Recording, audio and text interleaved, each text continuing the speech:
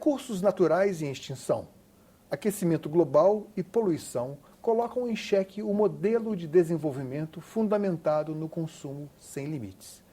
A insatisfação das populações, mesmo nos países mais ricos, traz à lembrança um ditado do tempo dos nossos avós e a pergunta: será mesmo que o dinheiro não traz felicidade?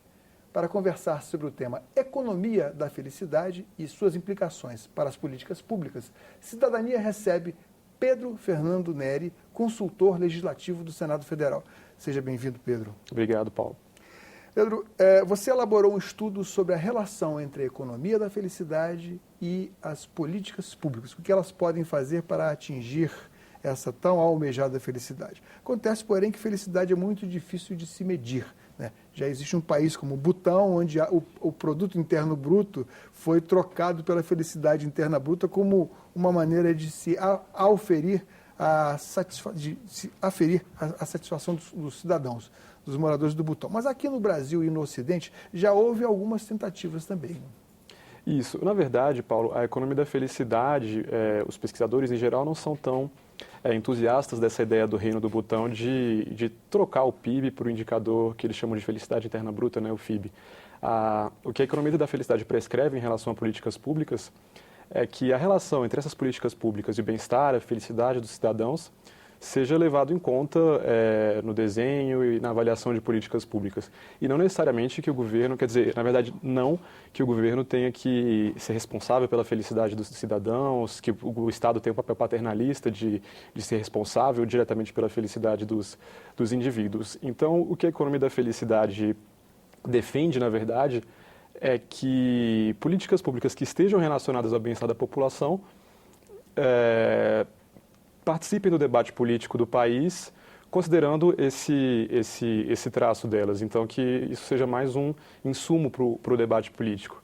E o que esse campo, a economia da felicidade, que é um campo interdisciplinar, defende também é que hoje, com a tecnologia que a gente tem hoje, com avanço na psicologia e técnicas de amostragem, seria possível ter uma medida do bem-estar individual dos cidadãos, algo que a economia por muito tempo achou que não era possível e que hoje em dia seria. Inclusive, a Organização das Nações Unidas, a ONU, aprovou em 2011 uma resolução convidando seus países membros a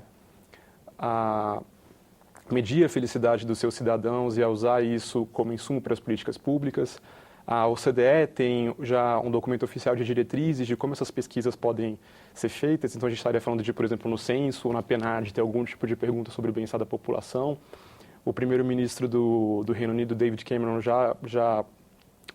isso já existe para o Reino Unido, quer dizer, desde 2012 já são feitas pesquisas. No Canadá também já foi feita uma pesquisa? No Canadá eu não tenho certeza, mas muitos países têm avançado nesse sentido de que seus órgãos estatísticos, além de pesquisar com seus cidadãos a respeito de renda, de emprego e outras questões, também afiram o bem-estar deles. Então, agora, o consumo, o acesso aos bens de consumo, evidentemente turbinado pelo bombardeio de propaganda, ou seja, você enxerga aquilo, você tem aquele objeto do desejo do consumo e aquilo parece que satisfaz os cidadãos, mas apenas por um curto período de tempo. Evidentemente que isso não até um leigo pode perceber que não vai trazer a felicidade. Quais são os parâmetros que essas pesquisas que já existem utilizaram para aferir a felicidade?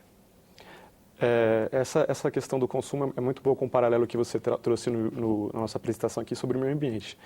De fato, a economia da felicidade e o ambientalismo são coisas diferentes, mas nessa questão do consumo material eles acabam tendo se entrecruzando porque por essa questão do consumo do produto material. O que as pesquisas da felicidade, a metodologia das pesquisas da felicidade funcionam em geral assim, pesquisas amplas e representativas de opinião, são feitas com centenas, milhares de indivíduos. Outras características, além do bem-estar deles, perguntadas a eles, então renda e dezenas de características socioeconômicas e demográficas, e os pesquisadores, usando técnicas estatísticas, técnicas econométricas, cruzam essa informação, essas N informações sobre renda, emprego, etc., com o bem-estar. Então é assim que é medido. Em relação especificamente ao consumo, a psicologia tem alguns conceitos muito interessantes que explicariam, algumas teorias que explicariam por que o consumo de bem material não seria algo que fosse responsável pela felicidade das pessoas por muito tempo. Existe um psicólogo bastante conhecido dos economistas, que é o Daniel Kahneman. Ele foi vencedor do Prêmio Nobel há mais ou menos 10 anos, justamente pela pesquisa que ele faz misturando a economia com psicologia. E ele acredita que existe um conceito que deveria ser amplamente popularizado, que é o que ele chama de ilusão de foco. Que essa ilusão de foco faria com que as pessoas focassem em algum objeto ou alguma coisa, alguma situação, de maneira a dar uma importância exagerada, um foco exagerado a esse objeto, de maneira que ela tomasse depois decisões erradas. E nesse caso, entre felicidade e consumo, a ilusão de foco existiria. Quer dizer, a pessoa está dando uma ênfase exagerada ao consumo, acreditando que aquilo vai melhorar a sua felicidade, quando, na verdade, o consumo seria algo que não traria essa felicidade. A explicação do Daniel Kahneman é que esses objetos de consumo que a gente compra não retêm a nossa atenção por muito tempo. Então, o sujeito, ele dá o exemplo de um carro, compra um carro, pensa que vai ficar muito feliz com aquele carro novo, o carro do ano, mas aquele carro, na verdade, ele só vai, de fato, sentir aquele bem-estar do carro quando ele usar o carro, né? E um outro conceito da psicologia que explica isso é chamado de adaptação hedônica, quer dizer, as pessoas se adaptam, se acostumam a esse prazer de uma coisa nova, esse estímulo da compra. Então, nesse sentido, de fato, a economia da felicidade caminha muito com o ambientalismo. E uma preocupação que alguns economistas têm quando defendem essa troca do consumo de bens materiais por serviços, lazer, cultura, como é o caso do André Lara Rezende, um economista bastante famoso aqui no Brasil, um dos criadores do Plano Real, existe a preocupação de que esse discurso seja um discurso elitista, que acabe preterindo o acesso às pessoas mais pobres ao consumo, mas quando, na verdade, o que se busca é que se repense a composição do PIB e esse tipo de coisa. Mas é certamente um debate bastante fértil, porque no nosso país a gente teve, na última década, um crescimento grande do consumo. Né? Acho que uma inclusão, inclusive, aos bens de consumo, ao mercado de consumo. Com certeza. No texto eu até pego alguns dados da PNAD, a gente tem quase 100% dos domicílios brasileiros com acesso à TV, à geladeira. Então, isso tem o mesmo peso, por exemplo, que o acesso na aferição, dentro desses parâmetros que aferem as felicidades, segundo essas pesquisas que já foram realizadas. Tem o mesmo peso que o acesso a um bom atendimento de saúde, o acesso ao saneamento básico?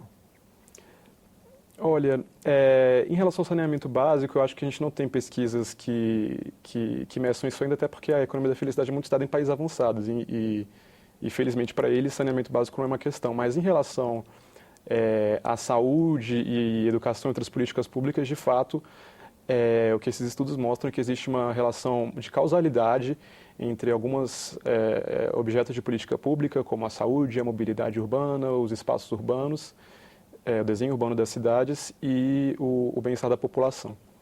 Quais são os parâmetros econômicos e os parâmetros não econômicos que são aferidos normalmente nessas pesquisas? Os principais parâmetros econômicos seriam, naturalmente, a renda, né, aquela questão tão antiga de o dinheiro traz felicidade ou não traz, o desemprego e a inflação. Desses três, acho que o desemprego seria o que teria um efeito mais forte, significativo no bem-estar das pessoas, seria um efeito, obviamente, negativo, né?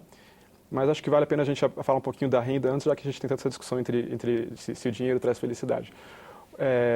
E o que acontece é que se percebe, de fato, uma correlação grande entre renda e felicidade, tanto em comparação entre países quanto em comparação entre indivíduos, mas que a força do dinheiro no bem-estar, ela se reduz quanto maior o dinheiro. Quer dizer, para o pobre ela é muito importante, já para o rico nem tanto. E aí vale também alguns dos conceitos que a gente falou aqui antes sobre psicologia, por exemplo, a teoria da adaptação hedônica. Já no caso do desemprego, não. O efeito do desemprego na infelicidade, digamos assim, é considerado uma das descobertas mais robustas da economia da felicidade. Explica pra gente como é que funciona isso. É o seguinte, várias teorias econômicas mais tradicionais não percebem ou não prescrevem que haverá um efeito tão grande do desemprego no nível de satisfação das pessoas. E, em primeiro lugar, porque o indivíduo que está desempregado tem mais tempo de lazer, então ele tem, em tese, mais tempo livre. Mas o que as pesquisas mostram é que, mesmo considerando esse tempo maior de lazer e mesmo considerando o mesmo nível de renda, quer dizer, comparando indivíduos que têm a mesma renda, um empregado e um desempregado, o desempregado reporta níveis de bem-estar, de satisfação muito menor.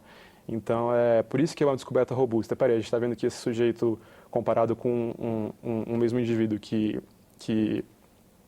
está empregado, o desempregado que tem mais tempo livre para lazer e que tem a mesma renda, sofre muito mais do que ele. Então, a economia da felicidade chama muita atenção para essa questão do desemprego. E, para finalizar essa parte de fatores econômicos, tem a inflação, né? Claro, a economia da felicidade percebe um efeito não tão forte quanto do desemprego, mas percebe um efeito forte da inflação no bem-estar das pessoas. Ou seja, via a redução da capacidade de compra. Via redução do poder aquisitivo, claro, e também, em casos de inflação alta, como a gente teve aqui no Brasil, aquela coisa do cidadão não poder mais comparar preços de produtos diferentes, ou ter que despender muitos esforços em se proteger, em se isolar da inflação. Aquela correria, aquele efeito todo na qualidade de vida das pessoas. Então, você considera que a inflação... Como era antes do Plano Real, quando Isso, as pessoas que tinham pouca renda, que recebiam salário mínimo, ou talvez só um pouco mais, tinham que comprar o alimento e ir ao supermercado imediatamente após receber o salário, porque o dinheiro já não estava mais valendo tanto no dia seguinte. E o recurso de aplicar esse dinheiro no overnight, que era um rendimento diário, poderia ser alcançado desde que a pessoa tivesse, digamos, de 3, 5 salários mínimos para cima. Perfeito. Ou seja, isso aí causava uma diferença, uma diferença entre as camadas sociais muito grande. Perfeito. Naturalmente, nessa correria toda, nesse estresse todo de ter que encher a despensa, correr para o supermercado, saber quanto estão os preços numa hiperinflação, existe uma perda aí. Mas dentre esses fatores, renda, desemprego e inflação, o que a economia da felicidade percebe é uma influência muito forte do desemprego no bem-estar das pessoas. E os fatores não econômicos? E é justamente, Paulo, nessa questão dos fatores não econômicos que eu acho que a economia da felicidade tem mais a prescrever para o caso do Brasil, porque aqui acho que as principais forças políticas concordam que a renda ainda tem que crescer, que a inflação está desconfortável, que a desigualdade tem que cair, o desemprego atingiu níveis historicamente baixos agora, então a economia da felicidade, em tese, pelo menos no atual cenário econômico que a gente tem, não prescreve nada de diferente. Mas no caso das outras políticas públicas, eu acho que sim. Eu separo no texto, eu acho que 4 áreas não econômicas, fatores não econômicos, que estão muito relacionados com a felicidade das pessoas. Um é a qualidade das instituições, e por instituições a gente está falando instituições na acepção das ciências sociais, que são as regras do jogo, então a gente está falando de ausência de corrupção, eficiência por parte do Estado, democracia, participação política, e isso afeta bastante o bem-estar das pessoas. Um segundo fator seria a mobilidade urbana, e eu até queria entrar um pouquinho mais nesse caso, porque esse é outro achado da economia da felicidade que vai de encontro com o que a teoria econômica tradicional concebia. Também o desenho urbano, as pesquisas mostram que tem um papel forte no bem-estar das pessoas, e, por fim, as políticas públicas ligadas à saúde, e especialmente problemas de saúde mental. Bom, se alguém chegasse aqui, fazendo uma pesquisa, o Instituto fizesse essa pesquisa em junho de 2013, quando a mobilidade urbana foi um dos destaques nos protestos daquele mês, certamente teria uma impressão já de imediato de que o povo não estava lá muito contente, pelo menos, né? A questão dos 20 centavos, né? A questão não só isso, mas também a questão da mobilidade urbana como um todo, assim, do tanto de que se gasta dentro de ônibus ou dentro mesmo do automóvel, Exatamente. ou metrô. Metrô é raro, né, em termos de país, mas para chegar ao trabalho e voltar do trabalho para casa, né? Isso também influencia. O que eu acho muito interessante em relação aos protestos de junho é que a metodologia das pesquisas de economia da felicidade não pedem para as pessoas relacionar a felicidade delas com esses aspectos. Então, não é a pessoa que fala, a mobilidade urbana me incomoda. É feito uma coleta de dados de centenas de milhares de pessoas, e as pessoas observam, as pessoas que estão aqui nessa variável X, vamos dizer, tempo gasto no percurso de casa para o trabalho. Quanto maior essa variável aqui, menor a felicidade. Então, os pesquisadores percebem isso. Em junho de 2013, a gente teve o contrário, as pessoas descontentes com a mobilidade urbana indo para as ruas. E eu disse mais cedo que esse efeito surpreende, de certa forma, os pesquisadores, porque na teoria econômica a gente prevê um agente que a gente considera racional, que toma decisões muito bem informadas. E também a escolha de onde morar e de onde trabalhar, ou seja, do trajeto de casa para o trabalho, seria uma escolha bem informada. E nesse agente racional da teoria econômica, quando ele toma a decisão de morar longe do trabalho, por exemplo, ele está tomando uma decisão bem informada, sabendo que ele vai ter outras vantagens. Por exemplo, um imóvel mais barato, ou de repente um emprego que pague melhor, não sei.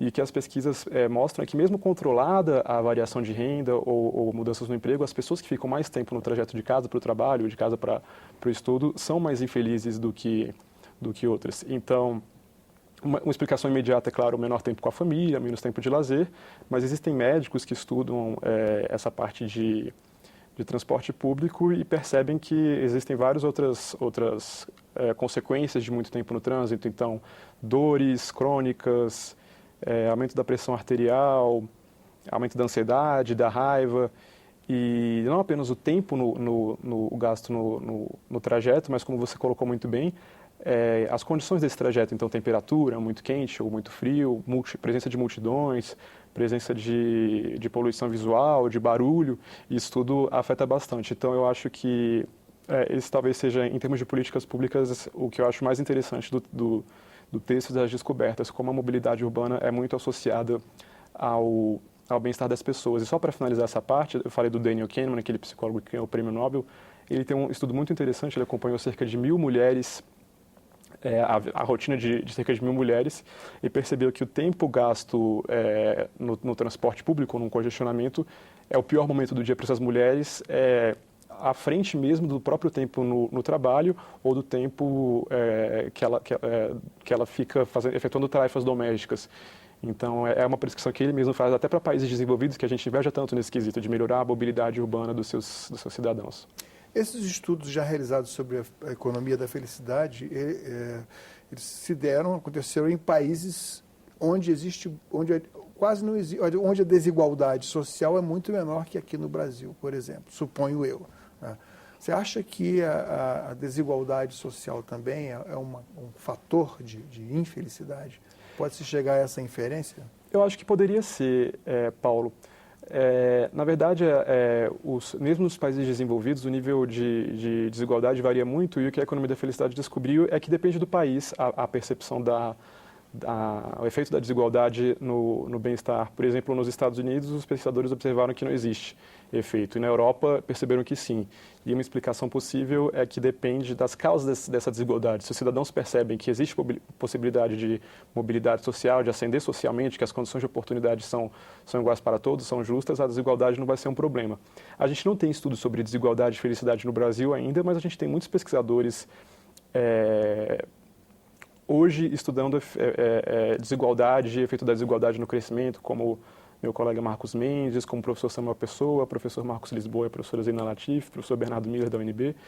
E muitos desses trabalhos observam que existe uma espécie de um contrato social para reduzir a desigualdade, quer dizer, a desigualdade incomoda no Brasil. Então é possível que um estudo sobre desigualdade e felicidade no país, como a gente tem causas históricas que a gente considera bastante injustas em relação à oportunidade das pessoas, como parece existir essa percepção, meu palpite, claro, sem ter acesso a nenhum dado, é que a questão da desigualdade provavelmente é um objeto de uma causa de insatisfação na população, sim. Muito obrigado por sua presença aqui no Cidadania. Eu que agradeço, Paulo. Até mais. Cidadania conversou com Pedro Fernando Neri, consultor legislativo do Senado Federal. Mande suas críticas e sugestões para nós. Ligue para o Alô Senado 0800 61 2211 ou acesse www.senado.leg.br/TV. Nesse endereço você poderá ver de novo ou baixar uma cópia de qualquer programa da TV Senado. Um abraço a todos e até o próximo Cidadania.